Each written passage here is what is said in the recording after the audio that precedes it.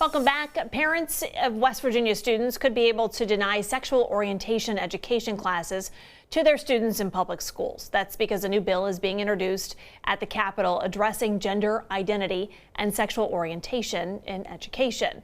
Jordan Meade joins us in the newsroom. And Jordan, this is one that'll get a lot of debate for sure. Yeah, so if House Bill 2071 actually becomes a law, a parent that does not want their child to learn about gender identity or sexual orientation in public schools can just simply put a stop to it by writing a statement and giving that to the school. But some lawmakers call this bill unnecessary because sexual orientation and gender identity aren't even listed under the state's required curriculum to begin with. This bill isn't limited to health education classes. It actually applies to any class or program that talks about gender identity, sexual orientation, and preferences.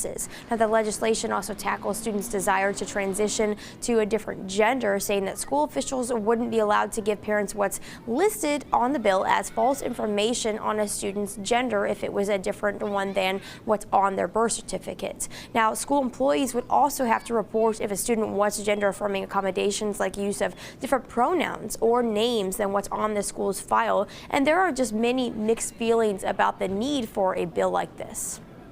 I would imagine that it's terribly uncomfortable for a teacher to be a part of these conversations. So when it comes to someone's sexual orientation or their gender identity, these are very private conversations. This is not a concern that I'm hearing from any of the parents in my district or in any district around the state for that matter. Now, the Department of Education told me that right now there are education opportunities on prevention and the spread of sexually transmitted diseases, and parents can write a letter to have their child taken out of those classes. But there's nothing specific on gender identity and sexual orientation listed under the state's required curriculum. And some school districts in the state don't even teach sex education, just like Kanawha County Schools, for example. And House Bill 2071 is still in the introduction phase in the House Committee on Education. In the newsroom, I'm Jordan Meade for 13 News.